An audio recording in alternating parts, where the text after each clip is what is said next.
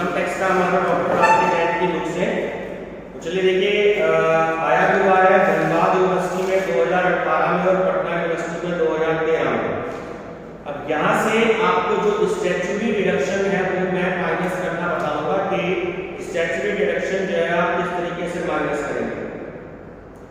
From the following information related to house of Mr. Amit Sen, compute taxable income for the assessment year 2021 और 22। ठीक है, तो देखिए standard rent भी दे रखा है और रेंट फॉर लेट आउट भी दे रखा है। ठीक है, तो एक्सपेक्टेड रेंट की हमें वैल्यू कैलकुलेट करनी है। एक्सपेक्टेड रेंट की वैल्यू हम कैलकुलेट करेंगे। क्या होती है value? higher of municipal value and fair rent। चलिए बोलिए मुनिसिपल वैल्यू कितनी है? 90,000। और फेयर रेंट की वैल्यू 1,40,000। तो इन दोनों में ज्यादा क्या हो गई? 1,40,000। ठीक है, ये तो आपकी लाइन आ गई। But not exceeding to standard rate, but not exceeding to standard rate। बोलो कितना स्टैंडर्ड रेट? Third number 1,20,000। तो 1,20,000 आपको ये दे रखा है, तो कंपेयर कर लीजिए। 1,20,000 से ज्यादा नहीं होनी चाहिए, तो आपकी वैल्यू कितनी आ गई? 1,20,000। यहाँ तक क्लियर है? और actual rent receive, actual rent receive बोलो कितना है? फोर्थ नंबर क्या है कि रेंट फॉर लेट आउट 1,44,000। तो 1,44,000। ठीक है, क्या होता है? Which ever is more, which ever is more. तो दोनों में हाईएस्ट वैल्यू हो गई आपकी 1,44,000। क्या कहेंगे हम इसे? Gross settlement. ठीक है, लेकिन एक चीज और देखो, ध्यान नहीं दिया हमने। सबसे लास्ट की लाइन देखो क्या है कि house remain vacant. Remain vacant word वहां यूज होता है जब मकान खाली रहा। ठीक है, ये बात ध्यान रखना। तो देखो कितने के लिए खाली रहा? 1 महीने के लिए। सीधी सी बात है, तो अब वैल्यू चेंज होगी जब 1 महीने के लिए खाली रहा। देखो 1,44,000 जो है वो पूरे 12 महीने का किराया है, लेकिन हमें तो 11 महीने का ही मिला। कल भी मैंने आपको बताया था। अब ध्यान से देखो, 1,44,000 कितने का किराया हो गया? 12 महीने का।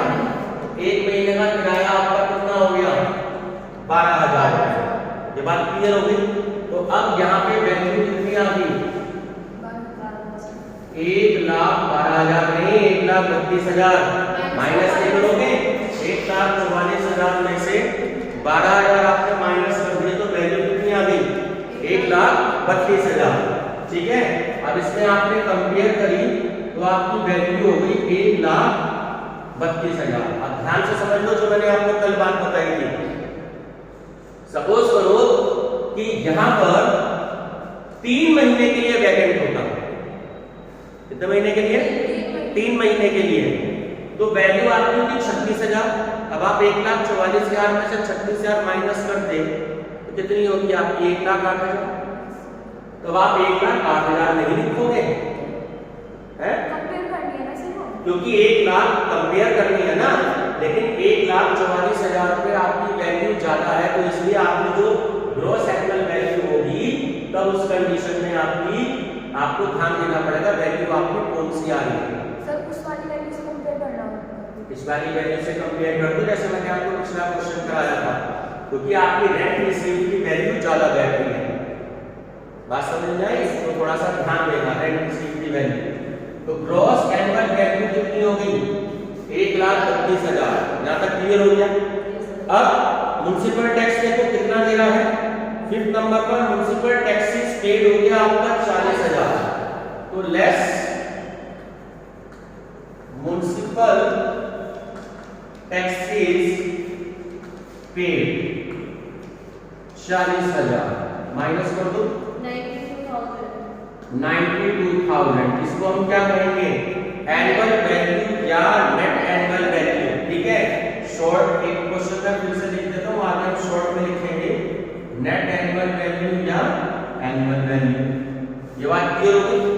अब क्वेश्चन में एक और ध्यान देना, जो स्टार्टिंग की लाइन है उसमें मेंशन है कि from the following information related to house of mister Amit Sen compute taxable income. इसको अंडरलाइन कर दीजिएगा। जब आपसे टैक्सेबल इनकम कंप्यूट करने के लिए कहता है तभी स्टैंडर्ड डिडक्शन आप इसमें से स्टैट्यूटरी डिडक्शन माइनस करोगे। अभी तक के जो हमने 5-7 क्वेश्चन किए सब में हम नेट एनुअल वैल्यू या एनुअल वैल्यू भी कैलकुलेट कर रहे थे। ये बात क्लियर होगी? तो ध्यान रखना, लेस स्टैट्यूटरी डिडक्शन ये बिल्कुल फिक्स है 30%, ना 29 ना 31 पूरे इनकम टैक्स के अंदर कितनी है 30%। At the rate of 30% of net annual value. अब 92,000 का 30% कैलकुलेट करके बताइए क्या वैल्यू है? 27,600। तो 27,600 रुपए जो है आप माइनस कर दीजिए 64,400। ये चेक करो आंसर क्या कहेंगे हम इसे? 64,400 को income from house property, income from house property. ठीक है, ये अच्छा क्वेश्चन है। अब यहां से स्टेप बाय स्टेप हम क्वेश्चन चलेंगे। अगर क्वेश्चन में इंटरेस्ट ऑन लोन दिया होगा तो हम यहीं पर माइनस करते हैं इसी के नीचे। ठीक है, चलिए स्टॉप करो लोगे।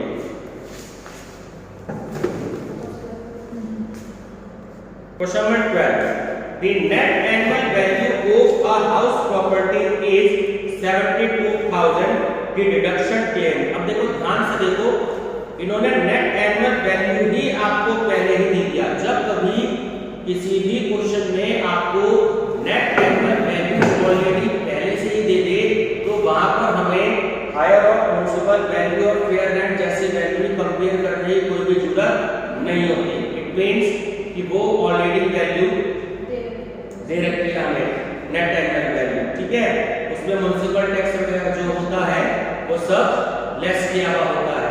ये बात ध्यान रखेंगे। तो हेडिंग और मेंशन कर लीजिए computation of taxable income, computation of taxable income from house property. For the assessment year 2021-22। ठीक है, तो net assets value net annual value, net annual value ये आपको कभी भी गिवन होते तो कितनी दे रखी है? 72,000। तो 72,000 आपकी नेट एनुअल वैल्यू। ये बात क्लियर होगी?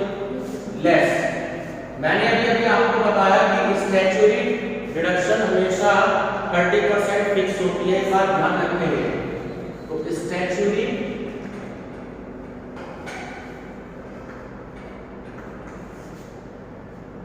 डिडक्शन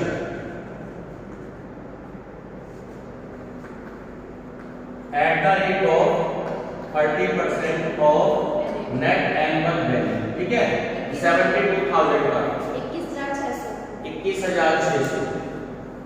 ठीक है, अब क्वेश्चन में देखो इंटरेस्ट ऑन लोन, आपको एक तो हाउस रिपेयर दिया है, हमें नहीं लेना, इस बात का ध्यान रखेंगे। हाउस टैक्स पेड दिया है, वो भी हमें नहीं लेना, ये भी आप ध्यान रखें। उसके बाद इंटरेस्ट ऑन लोन दिया है, इसको अंडरलाइन कर लीजिएगा, ये आएगा। तो interest on loan for repairing the house, इसके लिए है, रिपेयरिंग के लिए है, एक बात ध्यान रखना। तो इंटरेस्ट ऑन लोन कितने हैं, 40,000 रुपए, ठीक। उसके बाद नेक्स्ट क्या लगता है, इंश्योरेंस प्रीमियम ड्यू, ये भी हम नहीं इंक्लूड करते। सिर्फ डिडक्शन 24 जो है इस चैप्टर में हम दो डिडक्शन लेते हैं, स्टैट्यूटरी डिडक्शन 30% और इंटरेस्ट ऑन लोन। तो इन दोनों का टोटल हो गया 61,600 माइनस कर दीजिए 17,400। चलिए आंसर चेक कर लीजिए, 10,400, ठीक है, ये आपका आंसर आ गया। हाँ जी, ठीक है, ये आपका आंसर आ गया। स्टॉप कर दो।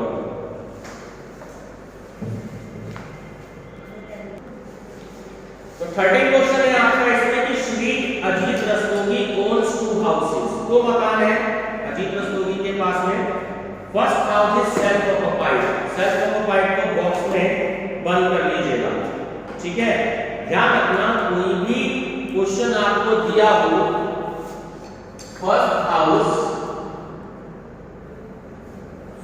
हाउस तो वो होता है आपका, अगर क्वेश्चन में मेंशन किया है सेल्फ ऑक्युपाइड तो ये बात आप ध्यान रखेंगे कि उसको ब्रैकेट में सेल्फ ऑक्युपाइड आप मेंशन कर लीजिएगा, ठीक है।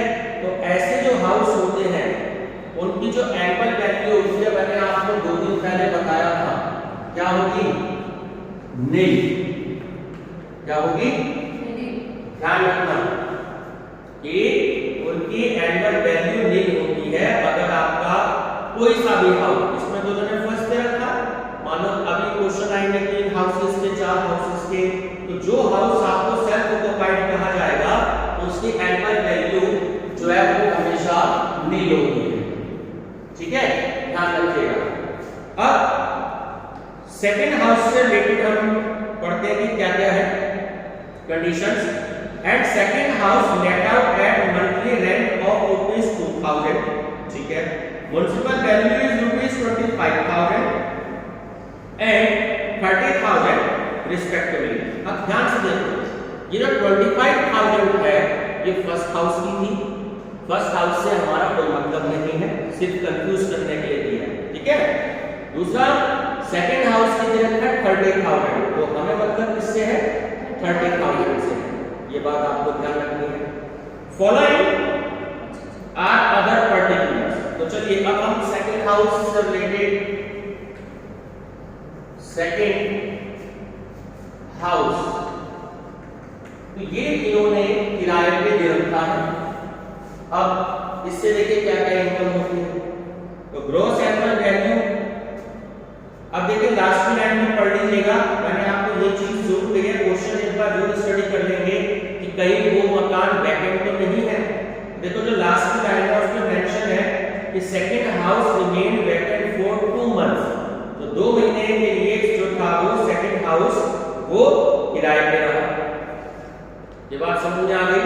तो 5-6 लाइन छोड़ करके आप यहाँ पे ग्रॉस एनुअल वैल्यू या देखूंगा, इधर आपको कैलकुलेट करना बता देता हूँ, मैंने आपको कल भी बताया था, क्या बताया था, formula expected rent minus loss due to vacancy, ये बात ध्यान रखिएगा ग्रॉस एनुअल वैल्यू के लिए, एक्सपेक्टेड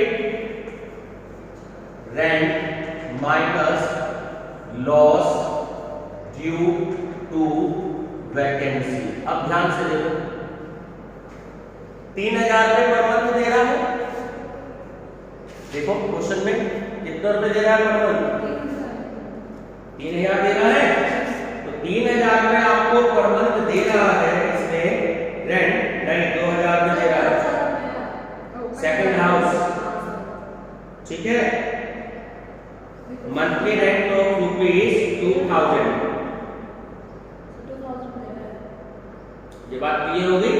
तो और 30,000 पे देखो क्वेश्चन में आपको म्युनिसिपल वैल्यू भी दे रखी है, यस सर। ठीक है? तो कैसे कैलकुलेट करोगे, ध्यान से देखो कि 30,000 पे ज्यादा है ना यस भाई, 12 दूनी 24। अगर आप उसकी कंपेयर करते हो तो 24,000 और 30,000 में ज्यादा क्या रखा है? 30,000, ठीक है? तो अब 24,000 जो किराया है उस मकान का, ठीक, 2 महीने का उसको नहीं मिला, तो मल्टीप्लाई बाय 2 अपॉन 12, बोलो क्या वैल्यू आएगी? 30,000 माइनस 4,000, तो वैल्यू कितनी आ गई? 26,000, ठीक है? यहाँ लिख देता हूँ, अगर स्क्रीन पे नहीं आ रही तो 26,000। यहाँ तक की बात बताओ, ये बात क्लियर है? ध्यान रखना, सबसे पहले कंपेयर करनी है आपको म्युनिसिपल वैल्यू और आपकी जो एक्चुअल रेंट है, जो रेंट रिसीव कर रहे हो, उन दोनों में ज्यादा क्या है? तो दोनों में ज्यादा हो गई आपकी 30,000, ठीक है? 30,000 हो गई। उसके बाद 24,000 पे किराया था पूरे 12 महीने का, लेकिन 2 महीने का उसको नहीं मिल पाया, तो 30,000 में से 4,000 आपने माइनस कर दिए, तो वैल्यू कितनी हो गई? 26,000। तो ग्रॉस एनुअल वैल्यू आपकी आ गई 26,000। यहाँ तक की बात बताओ, कोई दिक्कत परेशानी? कोई नहीं, ठीक है? चलिए अब म्युनिसिपल टैक्स देखो, क्वेश्चन में कितना दिया है? 3,000। अब ध्यान देना, बच्चे इसी में कंफ्यूज हो जाते हैं। जो म्युनिसिपल टैक्स दे रखा है फर्स्ट हाउस का, उससे हमारा कोई मतलब नहीं है, क्योंकि यहाँ पर हमने ऑलरेडी उसकी एनुअल वैल्यू नील कर रखी है। हमें मतलब जो है सेकंड हाउस से, और सेकंड हाउस में देखो कितना दे रखा है? 3,000, तो 3,000 आपने इसमें से माइनस कर दिया, वैल्यू कितनी आ गई? 23,000। यहाँ तक की बात बताओ, क्लियर है? चलो, तो 23,000 की वैल्यू आ गई, इससे आप क्या करोगे? नेट एनुअल वैल्यू, ठीक? अब क्वेश्चन में देखो क्या इंटरेस्ट दे रखा है? नहीं दे रखा, ठीक है? Municipal tax, insurance premium, repairs, collection charges कुछ नहीं लेते हम, तो सीधा सीधा जो है स्टैट्यूटरी डिडक्शन इसमें आएगी आपकी less statutory deduction at the rate of 30% of net annual value। कर दो इसका 30%, 23,000 का कितना आ रहा है? 6,900, और माइनस करके आ रहा है 16,100। 16,100। क्या कहेंगे हम इसे? इनकम फ्रॉम हाउस प्रॉपर्टी, ठीक है? ध्यान रखना। अब कायदे में जो वैल्यू है इसको इधर ना लिख करके इधर लिखो, 16,100। इधर इसलिए लिखवा रहा हूं एक लाइन छोड़ के, क्योंकि देखो इधर की वैल्यू क्या है? नील। अगर इंटरेस्ट ऑन लोन होता, ध्यान से समझ लो, फर्स्ट हाउस में क्वेश्चन में दिया होता, तो मैं इसमें से माइनस करता,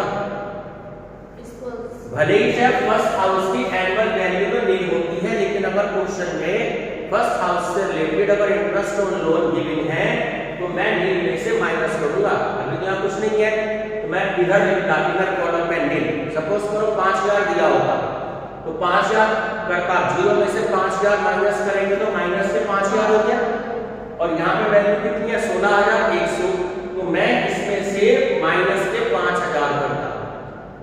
बात समझ में आ गई? तब आगे वो क्वेश्चन आपका 11,100 होगा। इस बात का ध्यान रखना, अभी आगे क्वेश्चन आएगा। तो ये आपका टोटल हो गया नील और ये, ठीक है? चाहो तो लाइन खींच दो, कोई दिक्कत नहीं है।